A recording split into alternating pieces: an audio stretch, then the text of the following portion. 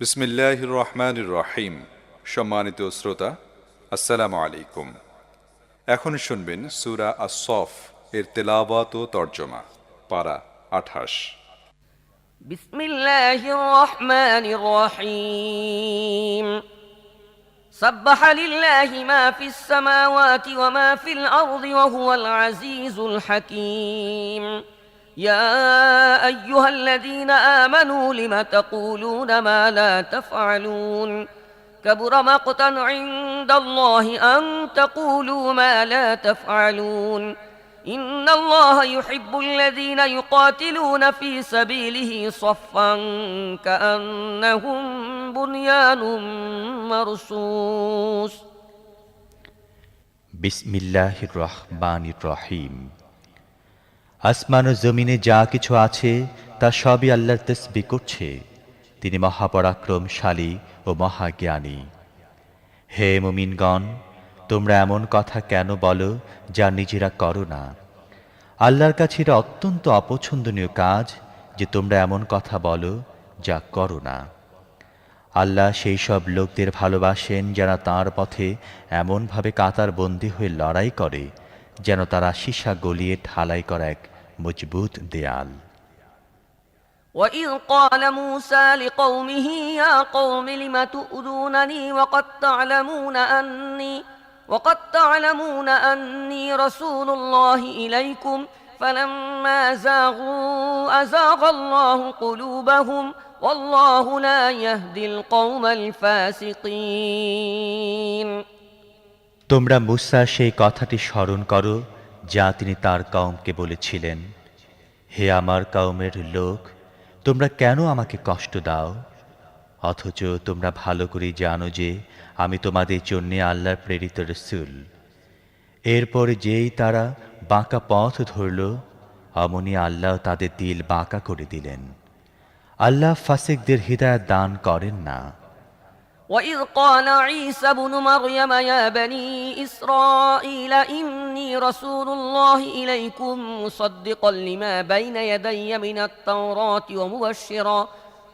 ومبشرا برسول يأتي من بعد اسمه أحمد فلما جاءهم بالبينات قالوا هذا سحر مبين.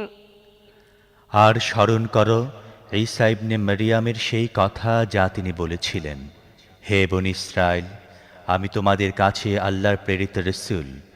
আমি সেই তাওরাতের সত্যতা প্রতিপাদনকারী যা আমার পূর্বে এসেছে, এবং একজন রাসূলের সুসংবাদ দাতা যিনি আমার পরে আসবেন, যার নাম আহমদ। কিন্তু যখন তিনি তাদের কাছে সুস্পষ্ট প্রমাণ পেশ করলেন, তখন তারা বলল, এটা তো সুস্পষ্ট প্রতারণা। ومن أظلم ممن افترى على الله الكذب وهو يدعى إلى الإسلام والله لا يهدي القوم الظالمين.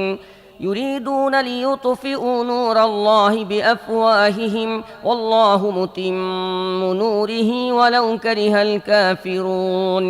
هو الذي أرسل رسوله بالهدى ودين الحق ليظهره على الدين كله ولو كره المشركون. সেই ব্যক্তির চেয়ে বড় জালেম আর কে হবে যে আল্লাহর বিরুদ্ধে মিথ্যা বানিয়ে বলে, অথচ তাকে শুধু ইসলামের দিকে আহ্বান করা হচ্ছে।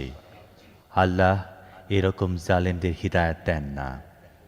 এরা তাদের মুখের ফু দিয়ে আল্লাহর নূরকে নিভিয়ে দিতে চায়, অথচ আল্লাহর ফয়সালা হলো তিনি তার নূরকে পূর্ণরূপে বিকশিত করবেন, কাফেররা তা যতই অপছন্দ করুক না কেন। তিনি সেই মহান সত্তা যিনি তাঁর রাসূলকে হিদায়াত এবং দ্বীনে হক দিয়ে পাঠিয়েছেন, যাতে তিনি এ দ্বীনকে অন্য সকল দ্বীনের উপর বিজয়ী করেন, চাই তা মুশরিকদের কাছে যতই অসহনীয় হোক না কেন।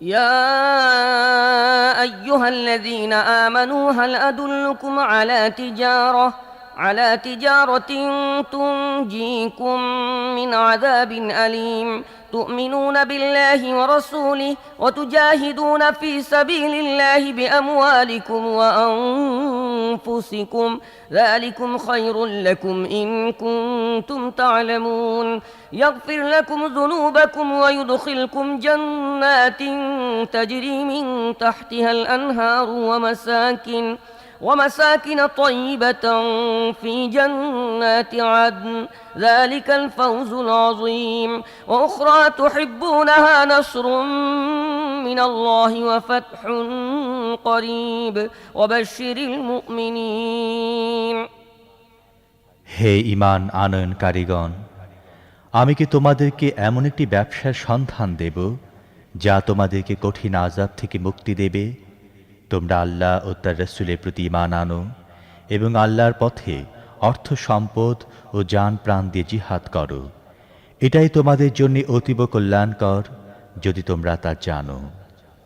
আল্লাহ তোমাদের গুনাহ মাফ করে দেবেন এবং তোমাদেরকে এমন সব বাগানে প্রবেশ করাবেন যার নিচ দিয়ে ঝর্ণাধারা বয়ে চলবে।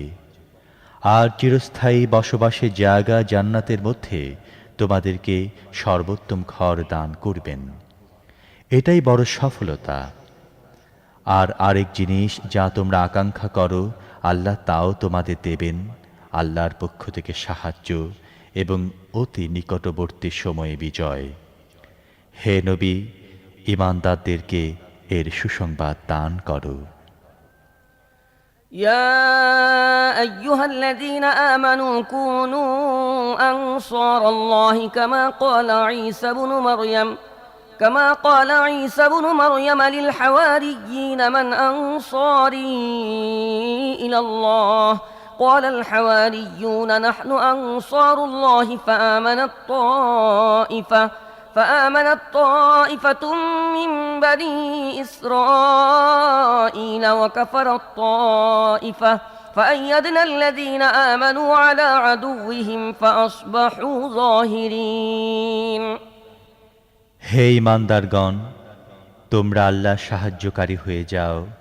ঠিক তেমনি যখন ঈসা ইবনে মারইয়াম হাওয়ারীদের উদ্দেশ্যে বলেছিলেন, আল্লাহর দিকে আহ্বান করার ক্ষেত্রে কে আমার সাহায্যকারী, তখন হাওয়ারীরা জবাব দিয়েছিল, আমরা আছি আল্লাহর সাহায্যকারী। সেই সময় বনী ইসরাইল জাতির একটি দল ঈমান আনয়ন করেছিল এবং আরেকটি দল অস্বীকার করেছিল। অতঃপর আমি ঈমান আনয়নকারীদেরকে তাদের শত্রুদের বিরুদ্ধে শক্তি যোগালাম এবং তারাই বিজয়ী হয়ে গেল।